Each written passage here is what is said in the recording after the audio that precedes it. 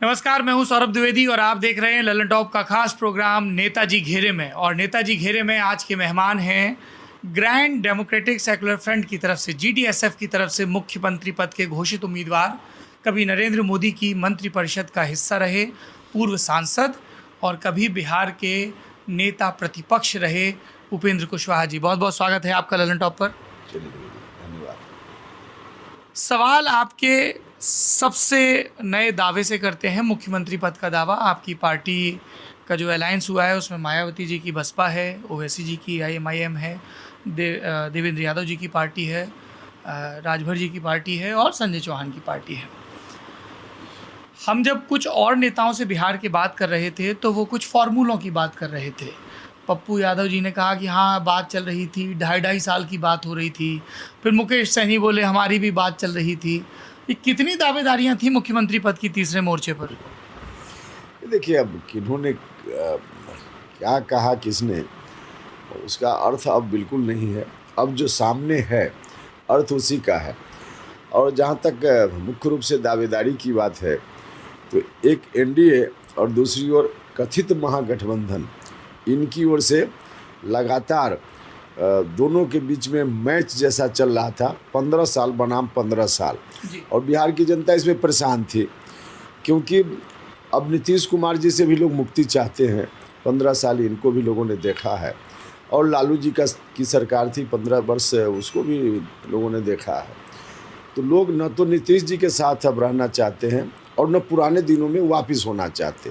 तो लोगों के मन में परेशानी थी इस बात को लेकर। एक तरफ कुआं, दूसरी ओर खाई, आखिर जाएं तो हम कहाँ जाएं। वैसी परिस्थिति में आम लोग चाहते थे कि कोई नया बेहतर विकल्प मिलता तो उस पर विचार करते। लोगों की भावना का ध्यान रखते हुए हमने नया विकल्प बनाने की कोशिश की है।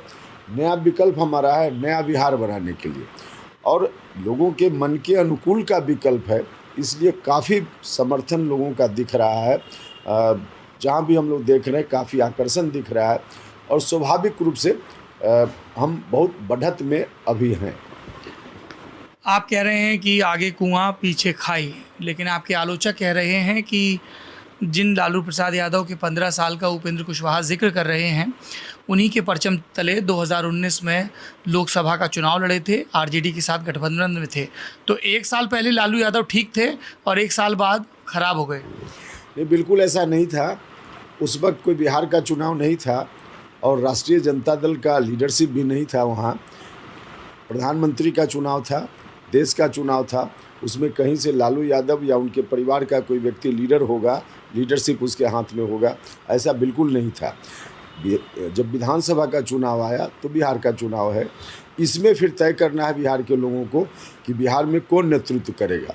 तब सवाल RJD का आया, उस वक्त ऐसा नहीं था। इसलिए उस वक्त हम साथ थे, इशू अलग था।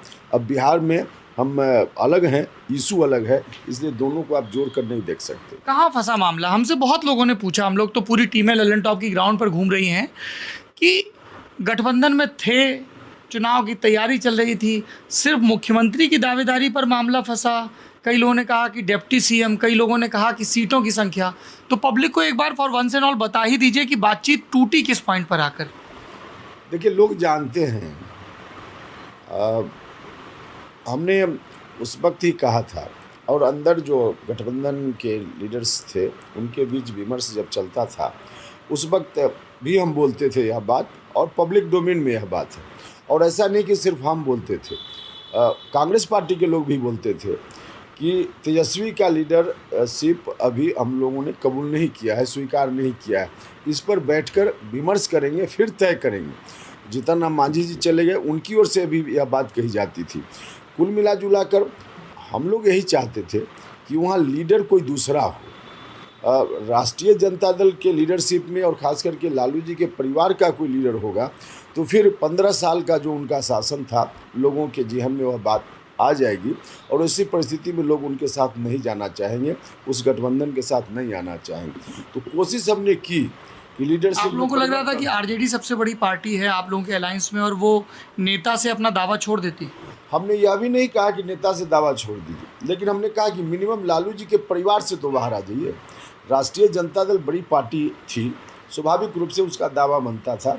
तो एक कदम हम और आगे बढ़ सकते थे और अंदर हमने कहा कि ठीक है, राष्ट्रीय जनता दल बड़ी पार्टी है तो राष्ट्रीय जनता दल अपना कोई और लीडर लाए ना, लालू जी के परिवार से कम बाहर आवे, तब लोगों का भरोसा होगा। और ये बात आपने सीधे तेजस्वी यादव को कह दी या निश्चित या वार्ताकारों के जरिए रणनीति नहीं, किसी के जरिए नहीं, वार्ता का तो कोई इस तरह का अवसर ही नहीं लोगों ने बनाया। एक मेज पे नहीं बैठे आप एक मेज पर बैठने की बात मांझी जी करते करते चले गए, कोऑर्डिनेशन कमेटी बनाइए, कोऑर्डिनेशन कमेटी नहीं हुआ। कांग्रेस के लोगों ने भी बहुत प्रयास किया लेकिन नहीं हुआ। तो उसका कारण यही था कि आरजेडी के लोगों को और खास करके तेजस्वी को लगता था कि जब बैठेंगे मेज पर तो फिर कहीं ना कहीं उनका मामला फंस जाएगा, इसलिए बैठने ही से भागते रहे। तो अंत में जब बैठने ही से भागते रहे तो स्थिति बनी। जब आपने गठबंधन छोड़ने का ऐलान किया तब भी आरजेडी की तरफ से कोई फीलर नहीं आए? नहीं, आरजेडी की ओर से आया कुछ लोगों ने, लेकिन आरजेडी में किसी और की ओर से कुछ आवे उसका कोई अर्थ आज भी नहीं है। वहाँ सिंगल मैन चलता है, लालू जी चलाते हैं जेल से, और फिर यहाँ बाहर में तेजस्वी यादव, और तीसरा किसी का अर्थ कुछ है ही नहीं आरजेडी में। जब आप इस अलायंस में आए थे तब आपकी किससे बातचीत हुई थी? लालू यादव से?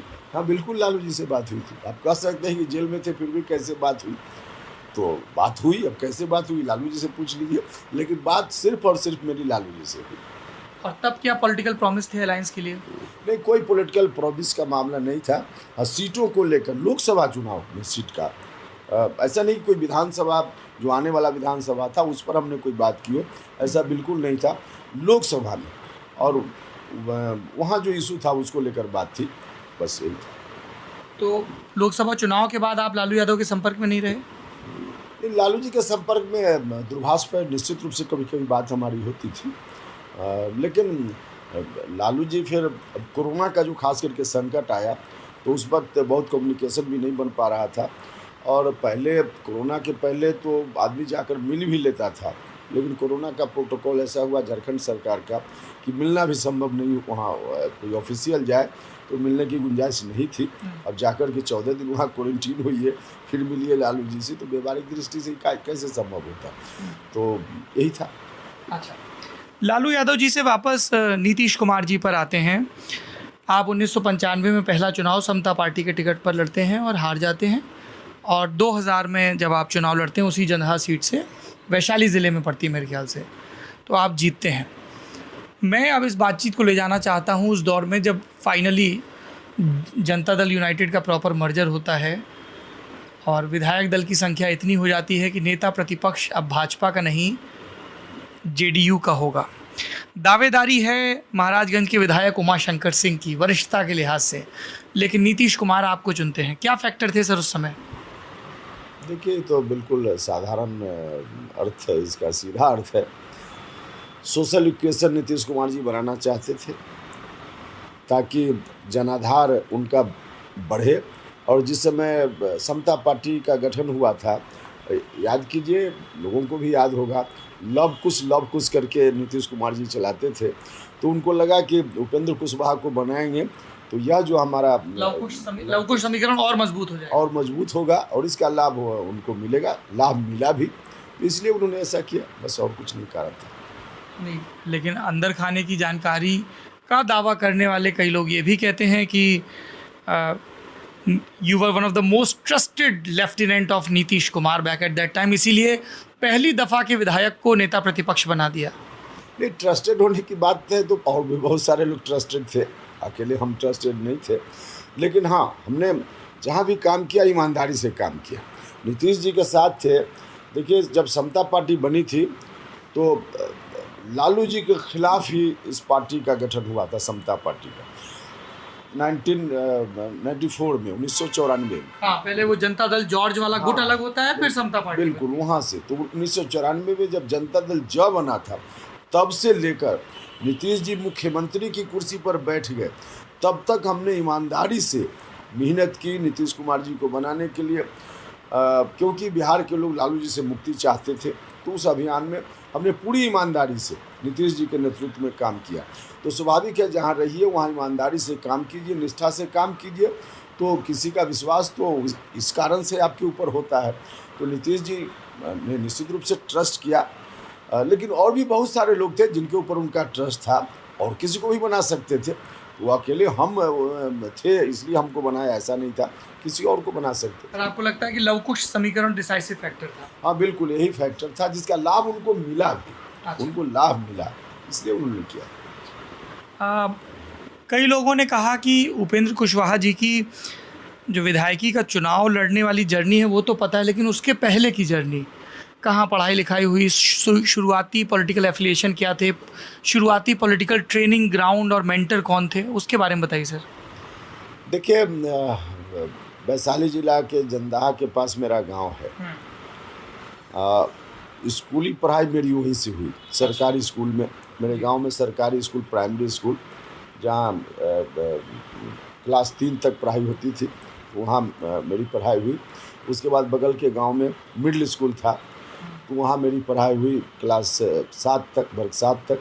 और उसके बाद हाई स्कूल में जंदाहा, प्रॉपर जंदाहा में जो हाई स्कूल है, उस हाई स्कूल से मैट्रिक तक मैंने पढ़ाई की। उसके बाद फिर कॉलेज में गए तो LS कॉलेज मुजफ्फरपुर के हम विद्यार्थी हुए। लंगट सिंह कॉलेज, लंगट सिंह कॉलेज, हाँ बिल्कुल, Langat Singh, one of the best college Bihar का LS कॉलेज था। और फिर ग्रेजुएशन हमने साइंस कॉलेज पटना से किया। और फिर PG भी बिहार यूनिवर्सिटी से ही हमने फिर वापस वहाँ से किया। तो पढ़ाई लिखाई का सफ़र तो इस रूप में हुआ। राजनीति में आने का एक बड़ा कारण था, जननायक कर्पूरी ठाकुर जी हमारे यहाँ आते थे। मेरे पिताजी सोशल थे, बहुत बड़ा दायरा नहीं था उनका, किसान थे साधारण, लेकिन सामाजिक कार्यों में रुचि थी। तो कर्पूरी ठाकुर जी मुख्यमंत्री होते हुए भी हमारे यहाँ कई बार आए। 77 में? हाँ, उस 77 में, जब दूसरे टर्म में। और उस वक्त हम स्कूल में, मिडिल स्कूल के विद्यार्थी थे या फिर हाई स्कूल में चले गए थे, लेकिन जो 74 का आंदोलन वगैरह था, तो उस वक्त भी हम मिडिल स्कूल के विद्यार्थी थे जी। तो कर्पूरी जी के आने जाने से उनको देखते थे और स्कूल के विद्यार्थी थे, तो स्वाभाविक रूप से पहले हम लोगों का जो परिवार है, कोई उस रूप में नहीं था कि कोई किसी को चाय पिलाना हो, खाना घर में बनाना हो तो कोई नौकर रहे। घर का जो बच्चा होता था कोई भी, वही चाय पिलाने का काम, आप गए तो पानी पिलाने का काम। तो उस रूप में कर्पूरी जी आते थे तो उनको हम खाना खिलाते थे, पानी पिलाते थे, कुआं पर नहाते थे तो उनके लिए पानी का इंतजाम करते थे, बाल्टी से कुआं से निकाल कर। और उनके सानिध्य में जो थोड़ा कुछ सुनने का, उनको जानने का मौका मिला, तो मुझको लगा कि लोगों के लिए कुछ करने के लिए जब कर्पूरी जी इतना कर रहे हैं तो हम कोई प्रसंग बता सकते हैं आप जो आपने अनुभव किया हो, उनसे संवाद या उनको ऑब्जर्व करके अपने गांव में? नहीं, संवाद तो बहुत पिताजी से या गांव के लोगों से जो उनका संवाद होता था, तो उसमें उनके अंदर गरीबों के प्रति दर्द झलकता था। और जब आते थे ठंडा के समय में, तो 4 कुर्ता 5 कुर्ता जो भी हो पूरा पहने रहते थे, एक के ऊपर एक, एक के ऊपर एक, ठंडा से बचने के लिए। आज की तरह कोई बहुत गर्म कपड़ा जैसा एक आध कोट वगैरह पहनते थे, वह भी उसी तरह का, लेकिन कपड़ा पहनते थे। तो मुझको लगता था कि एकदम साधारण परिवार से इतनी मेहनत कर रहे हैं कर्पूरी जी, तो क्यों ना हमको भी यह काम करना चाहिए आगे चलकर। तो फिर वहाँ से कहीं ना कहीं बीज मेरे मन में पड़ा, जो आगे चल के इस रूप में आप देख रहे हैं। तो पटना यूनिवर्सिटी के बाद का फिर क्या रहा पॉलिटिकल ग्राफ आपका? पटना यूनिवर्सिटी के बाद तो हम फिर से जाकर बिहार यूनिवर्सिटी से हमने PG किया। और PG करने के बाद वही जंदाहा में ही कॉलेज है, अब कंस्टिट्यूएंट कॉलेज है, तो उस कॉलेज में रीडर के रूप में मेरा योगदान हुआ, पॉलिटिकल साइंस में। और आज भी हम छुट्टी पर होते हैं, अभी भी लिव विदाउट पे में चल रहे हैं। अच्छा, अभी आपकी जॉब चल रही है? जॉब चल रही है, लेकिन हम बिना वेतन, लिव विदाउट, छुट्टी पर है। हाँ। वेतन कैसे ले सकते हैं? आखिरी क्लास आपने कब ली थी उस कॉलेज में? आखिरी क्लास ली थी हमने जब MLA हम थे, और उसके बाद वहाँ से रिटायर हुए 2005 में, फरवरी में हारने के बाद। 2005 के बाद, तो कुछ दिन तक उस वक्त क्लास लिए थे। अच्छा। कई पॉलिटिकल ऑब्जर्वर्स का ये कहना है कि अगर अक्टूबर 2005 में आप दलपत सिंह सराय विधानसभा से चुनाव नहीं हारते तो उपेंद्र कुशवाहा का पॉलिटिकल करियर कुछ और होता। आप इसको कैसे देखते हैं पलट के रेट्रोस्पेक्ट में कि फरवरी में तो चलिए हंग थी असेंबली, लेकिन अक्टूबर 2005 के चुनाव में क्लियर मेजॉरिटी मिली है NDA को, और पहली बार मुकम्मल ढंग से एक 7 दिन का अपवाद छोड़ दें जो विनोद पांडे ने शपथ दिलवा दी थी नीतीश जी को, तो उसके बाद मुकम्मल सरकार बनती है आप नेता प्रतिपक्ष रहे थे तो आपका दावा मंत्री पद के लिए बनता ही, लेकिन आप हार गए। क्या वजह रही? उधर के लोग कहते हैं कि नीतीश जी ने तो यही रियायत दी कि सीट बदलने की इजाज़त दी। आपकी तरफ के लोग कहते हैं कि भाई हार गए लेकिन बड़े नेता थे, लव कुश समीकरण था तो एमएलसी बना के समायोजित करते। क्या उस समय बातचीत हुई? हार की वजह क्या रही और फिर बातचीत क्या हुई? देखिए, हार की वजह तो नई जगह थी। तो सीट क्यों बदली आपने फिर? नहीं, सीट बदली वहाँ जंदाहा से, जहाँ से हम थे, और पहला चुनाव फरवरी वाला हम वहाँ से हार गए थे। तो फिर वहाँ जो सोशल इक्वेशन वहाँ का था, बाद के चुनाव में सोशल इक्वेशन हमारे अनुकूल फिट नहीं बैठ रहा था, जिसके चलते मुझको क्या लगा social कि equation सोशल इक्वेशन उसको थोड़ा और स्पष्ट रूप में बताया जाए तो वहाँ राजपूत लोगों की बड़ी आबादी है सबसे ज़्यादा। अब तो खैर डिलिमिटेशन के बाद उसका नाम भी नहीं है, कैरेक्टर भी बदल अलग हो गया, लेकिन उस वक्त उसी रूप में था। और फिर उस समाज के लोगों ने मुझसे किनारा कर लिया था, क्योंकि एक कैंडिडेट वहाँ से उस समाज के आ गए थे, तो लोग उनके साथ गोलबंद हो गए वोट में। तो हमको लगा कि फिर वैसी स्थिति में सोशल इक्वेशन हमारे अनुकूल नहीं है, तो चुनाव जीतना संभव नहीं था। तो इसलिए हमने वहाँ से जगह बदली, और दूसरा कोई कारण नहीं था। तो आप जब चुनाव हारे तो उसके बाद आपके माननीय नेता ने आपको एडजस्ट नहीं किया पॉलिटिकली? तो सरकार थी और यहाँ तो विधान परिषद भी है। देखिए, हम कोई उस रूप में बहुत मेरी अपेक्षा नहीं थी, लेकिन हाँ, हमारे जो लोग थे, कार्यकर्ता हों या सपोर्टर, उन लोगों के मन में एक जरूर चला गया इस बात का मैसेज कि हम ही अकेले चुनाव नहीं हारे थे, और भी दूसरे नेता थे जो चुनाव हार गए थे, और उनको एमएलसी बना करके मंत्री परिषद में जगह दी। जैसे अब जैसे तो आप ढूंढ लीजिएगा, आपको पता हो जाएगा, लोग जानते हैं। क्योंकि थोड़ा खुल के बताएंगे तो लोगों को भी डॉट जोड़ने में आसानी रहेगी। इसलिए कि हम कोई व्यक्तिगत उस आदमी से या उस नेता से मेरी कोई शिकायत है, ऐसा नहीं है। लेकिन अभी अगर उनका नाम बोलेंगे तो लोगों को लगेगा कि उनसे कोई शिकायत नहीं। जो तौर तरीका नीतीश जी की ओर से अपनाया गया, उस पर जरूर प्रश्न चिन्ह खड़ा हुआ। तो इसलिए लोगों के मन में यह था, लेकिन हमारे मन में कुछ ऐसा नहीं था। हमको तो इस बात की खुशी थी कि चलिए लालू जी को हटाना था, लालू जी हट गए, और नीतीश कुमार हमारे नेता हैं, सीएम बन गए। तो मेरे मन में इस बात की खुशी थी। लेकिन फिर लगा कि सरकार बन गई है, तो ऐसी कोई जवाबदेही पार्टी में हो या सरकार में हो, निश्चित रूप से हमको मिलनी चाहिए थी, जिसको लेकर के जो लोगों की अपेक्षा थी जब संघर्ष में हम थे, उन अपेक्षाओं को पूरा करने के लिए कुछ तो ताकत सरकार में हम आए हैं तो हमको मिलनी चाहिए। लेकिन उस रूप में भी जब कोई बात नहीं हुई, तो धीरे धीरे फिर वहाँ से मन अलग होता गया। ये बंगला खाली कराने का क्या प्रकरण है? देखिए, बंगला खाली कराने का प्रकरण भी उसी तरह का है। बंगला में उस वक्त भी कई लोग चुनाव हार गए थे जो बंगला में लगातार रह रहे थे, तो उनका बंगला खाली कराने की कोई कोशिश कभी नहीं हुई। और सिर्फ मेरा बंगला खाली हुआ भी, हमने लगातार आवेदन दिया, लगातार आग्रह किया कि भाई मार्केट रेट से देने का प्रोविज़न है। कोई व्यक्ति अगर नहीं है अभी मेंबर, तो बाज़ार दर तय होता है और उससे बाज़ार दर पे बंगला अलॉट किया जाता है। लेकिन उसके लिए भी जब हमने कहा तो उस पर भी कोई बात नहीं हुई, और पटना में रहने की कोई दूसरी जगह थी नहीं मेरी। तो फिर उसके बाद जो स्थिति बनी कि जबरन खाली कराना, और वह भी वैसा समय में खाली कराया नीतीश जी ने कि जब हम घर में नहीं थे, मेरी माँ थी, बूढ़ी माँ, सामान बाहर फेंक दिया गया। खैर, अब उतना उन चीज़ों पर आज जाने की ज़रूरत नहीं है, और उन चीज़ों पर एक बात बताइए उपेंद्र जी, कि कुछ बरस पहले आप लोगों के इतने प्रगाढ़ संबंध कि आप नेता प्रतिपक्ष, कुछ वर्षों में ऐसा क्या हो गया कि जबरन बंगला खाली करा रहे हैं, एमएलसी में भी नहीं कर रहे हैं? कई लोगों ने कहा कि उपेंद्र जी की राजनीतिक महत्वाकांक्षाओं की खबर उन तक पहुंच गई थी, इसलिए उनको लग रहा था कि नहीं, इनको बढ़ने नहीं देना है। राजनीतिक महत्वाकांक्षा अगर किसी की होती है तो इसमें बुराई क्या है? आज नीतीश कुमार जी का सेकंड मैन कोई नहीं है उनकी पार्टी में, कौन जवाब इसका देगा? आज नीतीश कुमार जी खुद बोलते हैं, कई बार अपनी पार्टी की मीटिंग में बोलते हैं, क्या बोलते हैं कि भैया हम हैं तो सब कुछ है, हम कल ना रहे तो क्या होगा? भैया क्या होगा, इसके लिए आप भी जवाबदेही आपके ऊपर होती है।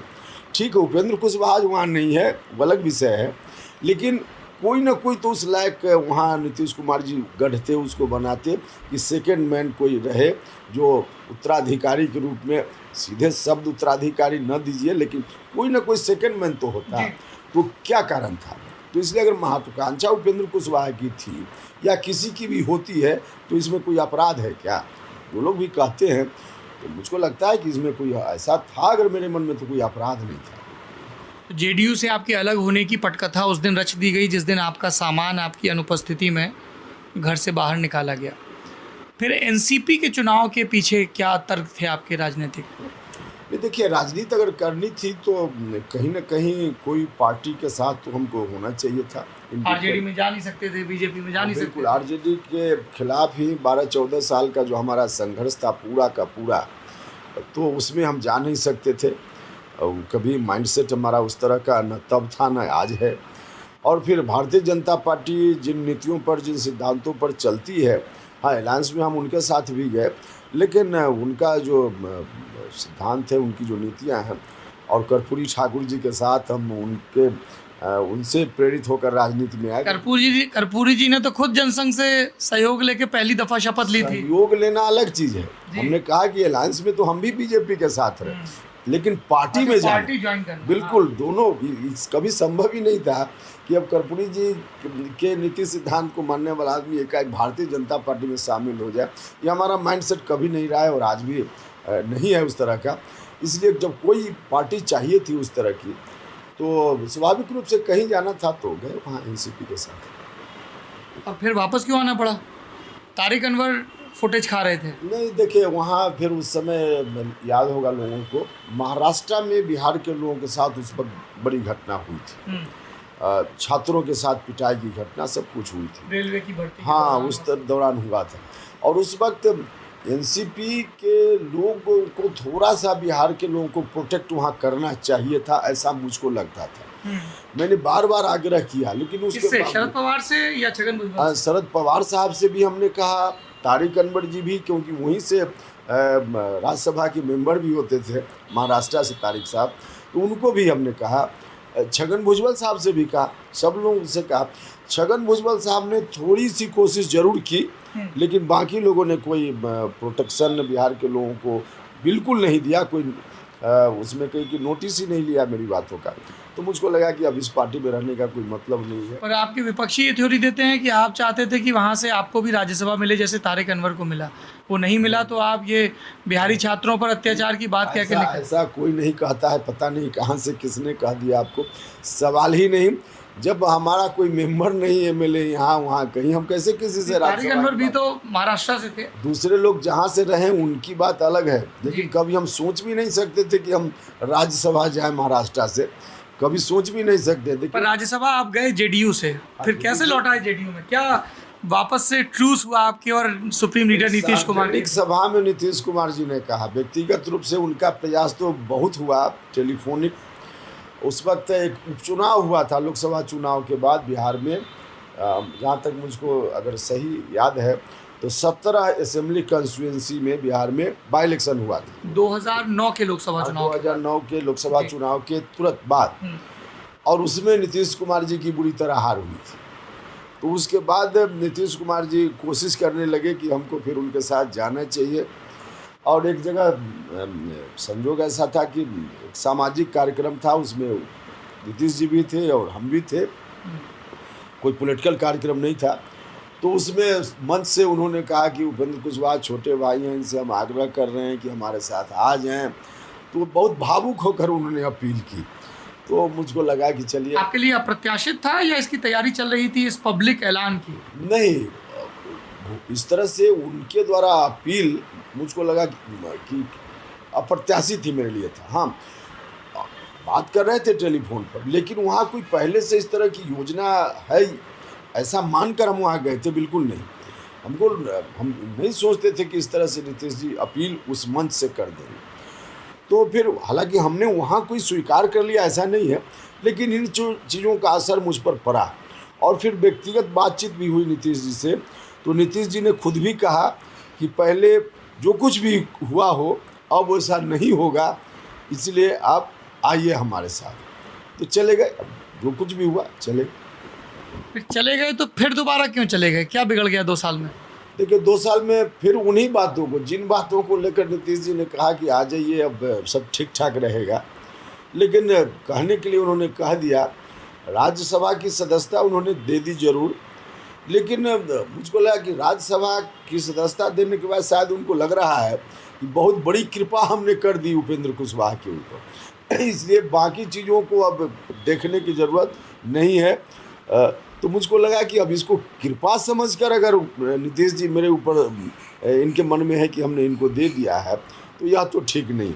तो हमने राजगीर में कार्यकर्ताओं का बड़ा कार्यक्रम था जेडीयू का, उसमें हमने कहा नीतीश जी अगर आप समझ रहे हैं कि यह कृपा है मेरे ऊपर, तो इस कृपा के लिए उपेंद्र कुशवाहा राजनीति नहीं करता है, और राज्यसभा की सदस्यता मेरे लिए कोई बहुत बड़ी चीज़ नहीं है। हम कल सुबह वाली ट्रेन से जाएंगे दिल्ली और रिजाइन कर देंगे, और फिर स्थिति बनी 2-4 महीनों के बाद हमने इस्तीफा किया और फिर अलग हो गए। आपको रोकने की कोशिश नहीं की नीतीश कुमार ने? रोकने की कोशिश उन्होंने नहीं की, लेकिन भाया मीडिया दूसरे लोगों की ओर से प्रयास जरूर हुआ, लेकिन मुझको लगा कि नहीं, अब दोबारा तिबारा इस तरह की स्थिति बन रही है तो अब यहाँ रहने का कोई मतलब क्या स्थिति बन गई थी? मतदाता और खासतौर पे आपके समर्थक ये जानना चाहते हैं कि मतलब ये तो थोड़ा वैसा हो गया कि ऊपरी की भाई स्थितियाँ वैसी नहीं थी, क्या घटनाएं क्या थी? आपने कुछ उनसे पॉलिटिकल डिमांड की जिसको फुलफिल नहीं किया, या आपके लोगों को समायोजित नहीं किया गया, या जिस पावर की आपको आकांक्षा थी? नहीं, वहाँ उस वक्त तो राज्यसभा की सदस्यता मुझको मिल ही गई थी जी। इसलिए वैसा कुछ नहीं था कि मेरे लिए और क्या चाहिए था। राज्यसभा की सदस्यता, हम जिस साधारण परिवार से आए हैं, मेरे लिए बहुत बड़ी बात होती थी, इसलिए उसका मामला बिल्कुल नहीं था। व्यक्तिगत कोई महत्वाकांक्षा मेरी उस समय क्या हो सकती थी, कुछ भी नहीं था। हाँ, जो कार्यकर्ता जो हमारे साथ भी लोग आए, या जेडीयू में भी जो कार्यकर्ता आज भी बहुत सारे लोग हैं, उनके प्रति एक अपनापन का भाव, क्योंकि सड़क पर उनके साथ हमने संघर्ष किया है, तो वैसे लोगों की उपेक्षा लगातार वहाँ हो रही थी और आज भी हो रही है। तो वैसे लोगों को थोड़ा जस्टिस मिले और नीतीश जी खुद इस पर ध्यान दें, यह मेरी अपेक्षा थी।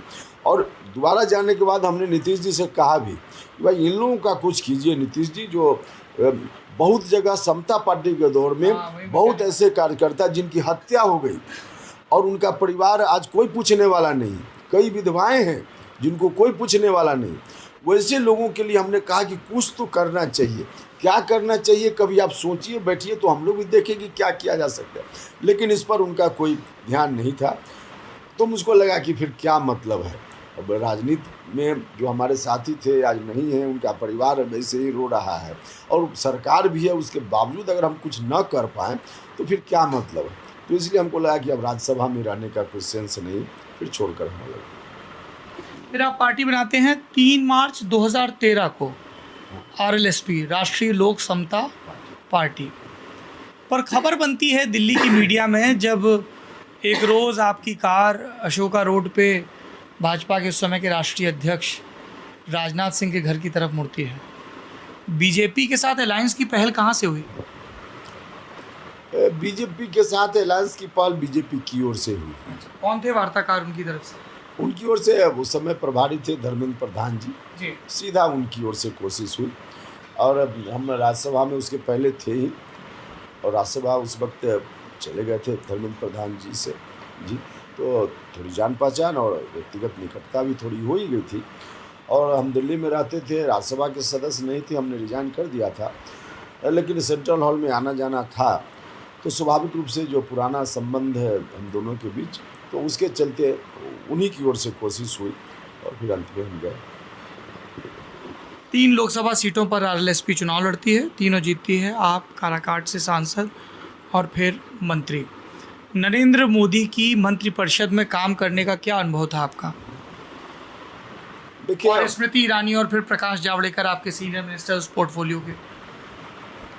अनुभव मैं व्यक्तिगत रूप से अगर शेयर करूं तो बहुत अच्छा अनुभव नहीं था, क्योंकि बाहर के लोगों के लिए मैं मंत्री जरूर था, लेकिन अगर हम मंत्री हैं और आप मेरे शुभचिंतक हैं, चाहने वाले हैं, कार्यकर्ता हैं, तो आपकी कोई ज़रूरत हो गई, वैध ज़रूरत, माने इस तरह की ज़रूरत जिसकी पूर्ति होनी चाहिए वैधानिक रूप से, तो उसमें फिर वहाँ कोई उसका अर्थ नहीं था। बाकी जो विभाग का काम था, लोग आज भी कई लोग कहते हैं कि आपने विभाग में रहकर क्या किया, हालांकि हमने बहुत प्रयास करके कुछ जरूर किया, स्थिति नहीं थी वहाँ, लेकिन प्रतीक दिलाना वगैरह वगैरह बहुत सारा काम हमने निजी प्रयास से कहिए कि हमने जिस तरह से कोई व्यक्ति पैरवी करके करता है उस रूप में हमने करने में ज़रूर सफलता हासिल की, लेकिन इसके लिए माहौल वहाँ बिल्कुल नहीं था। वहाँ कुछ भी नहीं था कि हम बहुत कुछ रहकर वहाँ कर पाते। अब इससे ज़्यादा और अगर स्पष्ट बतावे तो मंत्रिपरिषद में जो शपथ लेते हैं गोपनीयता, वह कहीं ना कहीं भंग होगी, इसलिए इससे ज़्यादा हम नहीं बताएंगे, लेकिन काम करने का वातावरण नहीं था। पर आलोचकों का कहना है कि यदि जेडीयू एनडीए में नहीं लौटती तो वातावरण होता या ना होता, उपेंद्र जी एनडीए के साथ ही रहते। क्या नीतीश कुमार का वापस आना इकलौती वजह था, या फिर आपकी पार्टी में जो तोड़फोड़ शुरू हुई, पहले आपके सांसद अरुण कुमार गए, फिर आपके विधायक सुधांशु शेखर गए, ललन पासवान गए, आपको लग रहा था कि जेडीयू पोचिंग कर रही है, या नीतीश के साथ पहले असहज संबंध थे इसलिए एक मेज़ पे नहीं बैठ पा रहे थे? क्या वजह रही एनडीए छोड़ने की? क्योंकि बीजेपी के लोग कहते हैं कि हमने उपेंद्र कुशवाहा जी को आखिरी तक रोकने की कोशिश की। देखिए, नीतीश कुमार जी के चलते हम अलग हुए, मात्र यही कारण था, ऐसा बिल्कुल नहीं। हम समझते हैं राजनीति में क्या कंपल्सन होता है, क्या मजबूरी होती है, उसको हम भली भांति समझते हैं। ऐसा नहीं कि नीतीश जी आ जाएंगे तो हम उनको देखकर भाग जाएंगे, ऐसा बिल्कुल नहीं था। लेकिन हाँ, नीतीश जी आने के बाद या फिर जिस तरह से हमारी पार्टी को तोड़ने का प्रयास, और फिर भारतीय जनता पार्टी के लोगों का भी उतना, हमने कहा कि जो वातावरण मंत्रिपरिषद में रहते हुए नहीं था काम करने का, तो इन चीज़ों का असर आदमी के मस्तिष्क पर पड़ता है, और कोई एक दिन में परिणाम न निकले, लेकिन धीरे धीरे आदमी कुछ न कुछ सोचने के लिए मजबूर होता है। तो कई इस तरह के तमाम कारण हुए जिसके चलते हम वहाँ से अलग हुए। कोई एक कारण नीतीश जी थे ऐसा नहीं था। और बीजेपी ने आपको रोकने की कोशिश नहीं की? हाँ, इसको भी हम अगर कहें कि बीजेपी ने रोकने की कोशिश नहीं की,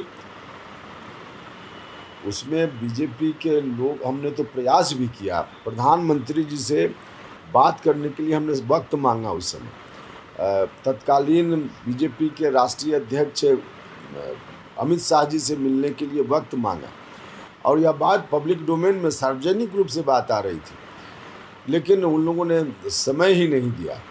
और मिलना हमारा, इसलिए हम नहीं चाहते थे कि मिलेंगे तो कोई हम इनसे हमारा समझौता आगे कंटिन्यू करेगा, हम इसके लिए नहीं। हमारे साथ क्या दिक्कत हो रही थी, इस दिक्कत से सिर्फ हम वाकिफ़ कराना चाहते थे कि हम जिनके लीडरशिप में मंत्रिपरिषद में हमने काम किया है, वो लीडर बीजेपी के भी हैं, तो उनसे मिलकर हम अपनी बात एक बार कह दें, इतना हम चाहते थे। कोई अपेक्षा नहीं थी कि हम मिलेंगे तो फिर हम कंटिन्यू कर जाएंगे, और इस आकांक्षा के साथ हम मिलना चाहते थे, या नहीं था, लेकिन मिलना जरूर चाहते थे। यह भी संभव नहीं हो पाया। क्या कहा गया? प्रभारियों से बात करिए? नहीं, कहा कुछ नहीं कि अच्छा ठीक है समय देते हैं, लेकिन समय नहीं मिला। और फिर आपकी लालू जी से बात हो गई फ़ोन पे? लालू जी से बाद में बात हुई, उस वक्त नहीं, लालू जी से बाद में बात हुई। ये 2 लोकसभा, आपकी पार्टी को महागठबंधन में 5 सीटें मिली, उसमें से 2 सीटें उजियारपुर और काराकाट पर आप लोकसभा चुनाव लड़े। 2 लोकसभा सीटों पर लड़ने का औचित्य कई लोगों को समझ में नहीं आया। देखिए, 2 लोकसभा क्षेत्रों में कोई अकेला हम लड़ने वाले हैं, बिहार के राजनीतिक इतिहास में ऐसा तो है नहीं। पर आपके पास 5 ही सीटें थी कुल। और उससे क्या फ़र्क पड़ता है, 5 सीट थी या जितनी भी सीट थी। नीतीश कुमार जी भी 2 जगह से लड़ चुके हैं, लालू यादव जी भी 2 जगह से लड़ चुके हैं, तो कई लोग हैं जो 2 जगह से लड़ते रहे हैं, इसलिए इसको कोई दूसरी नज़र से देखने की ज़रूरत नहीं है, और इसका कोई बहुत विश्लेषण करके और अर्थ निकालने की भी ज़रूरत नहीं। लोगों ने अर्थ निकालते हुए ये भी कहा कि आपके हिस्से में 1 सीट आई, आपने अखिलेश सिंह के राजनीति में अनुभव न रखने वाले बेटे को दे दी टिकट, ब्रजेंद्र कुशवाहा को टिकट दे दिया, 1 और सीट पर ब्रजेंद्र को, फिर 2 सीट पर आप खुद लड़ गए, और 1 ही सीट ऐसी बची जिसमें आपकी पार्टी के जो दरी बिछाने वाले या प्रतिबद्ध कार्यकर्ता हैं, ऐसे भूदेव चौधरी को टिकट मिला। तो कार्यकर्ताओं में ये मैसेज भी गया कि भाई आखिरी में तो पॉलिटिकल एडजस्टमेंट ही होने हैं, इसलिए इतनी चर्चा हुई आपके टिकट वितरण। नहीं, ऐसा नहीं है। देखिए, लोकसभा, लोगों ने ये भी कहा कि फाइनेंशियल कंपल्शंस भी होते हैं, पार्टी को संसाधनों की भी ज़रूरत पड़ती है, इसलिए एडजस्टमेंट करना पड़ा। बिल्कुल ऐसा नहीं है।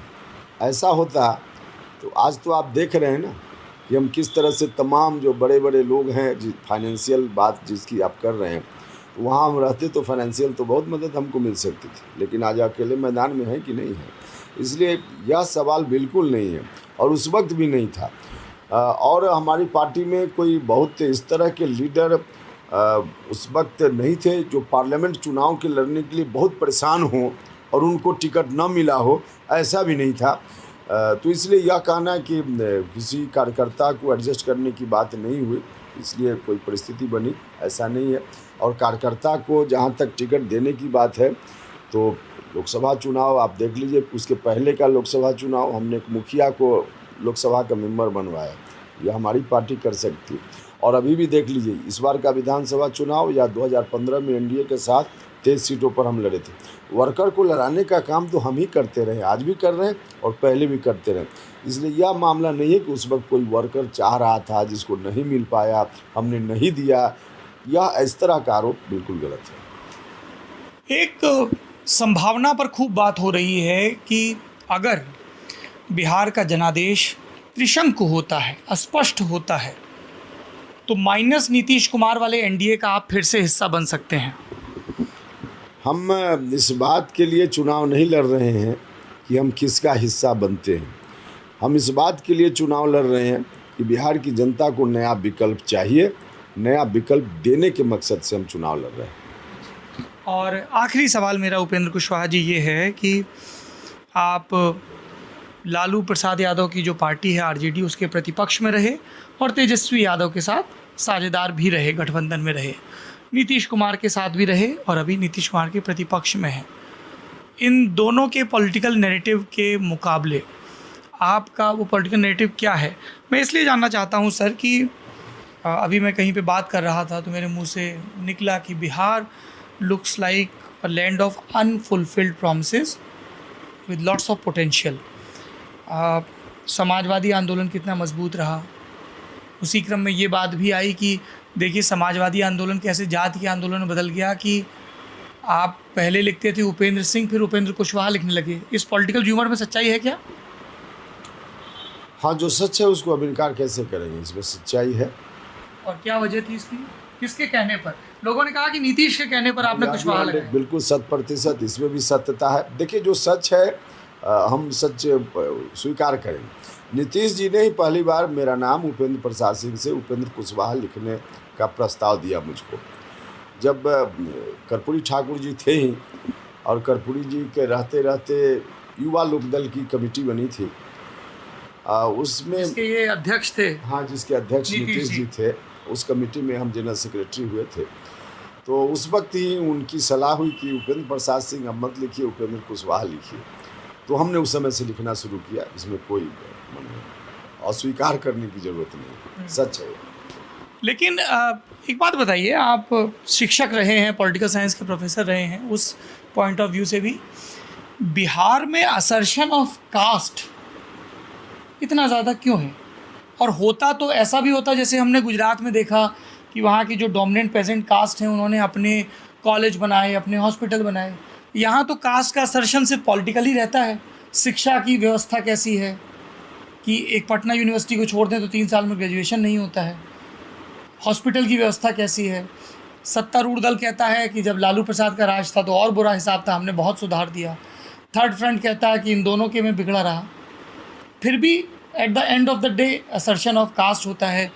कोई कुशवाहा लिखता है, कोई अपने आप को सन ऑफ मल्लाह कहता है, सब लोग अपनी अपनी जाति बताते हैं और अंततः चुनाव जाति गोलबंदी का हो जाता है। और सर, इससे बिहार का तो कोई फ़ायदा नहीं हुआ।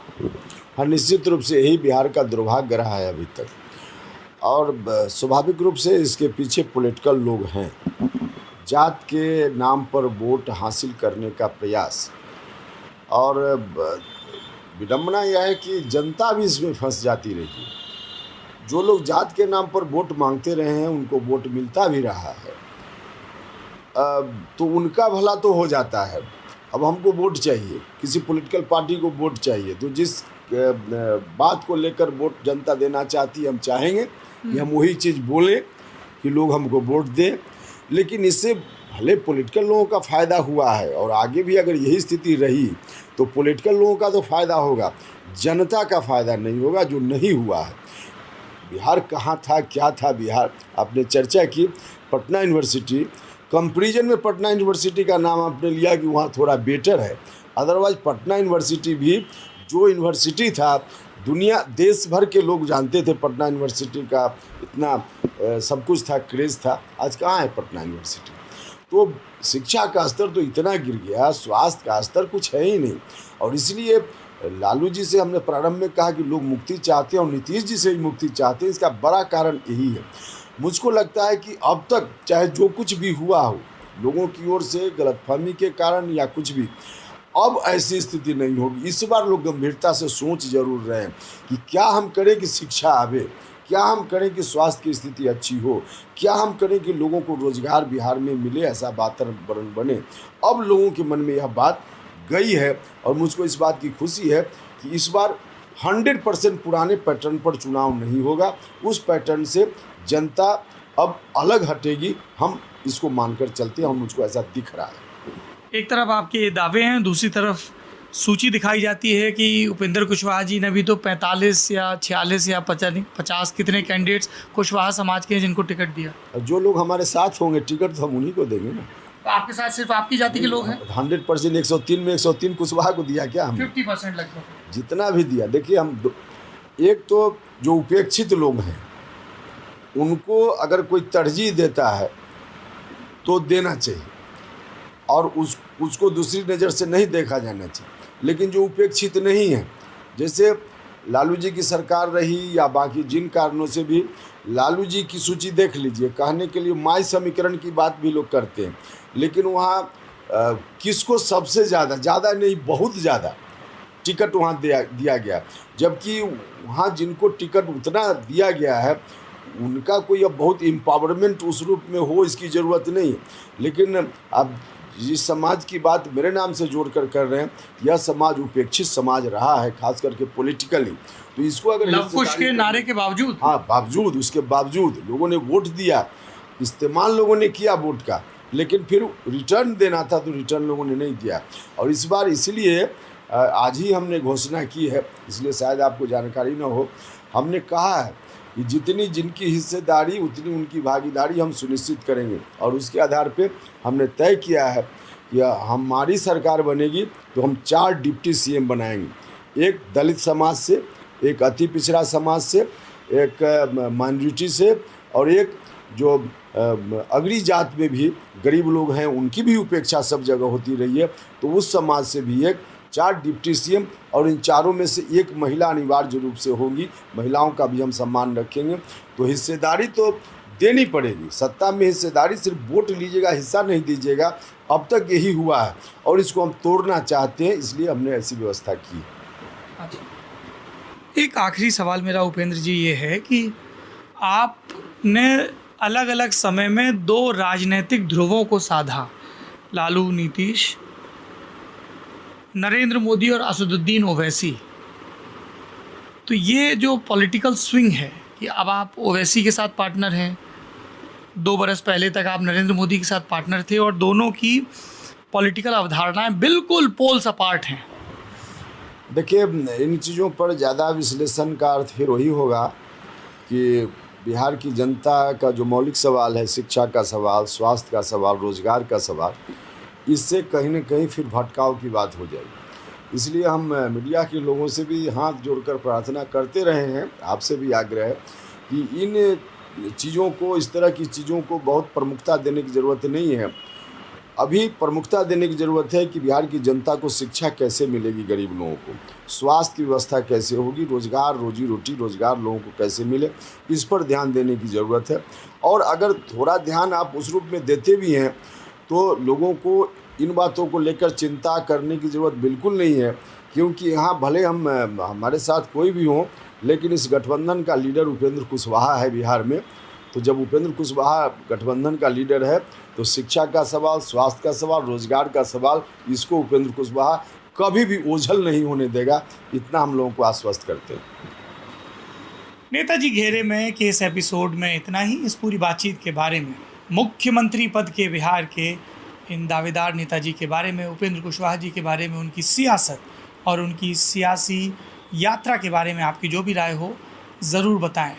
संवाद चलते रहना चाहिए। शुक्रिया।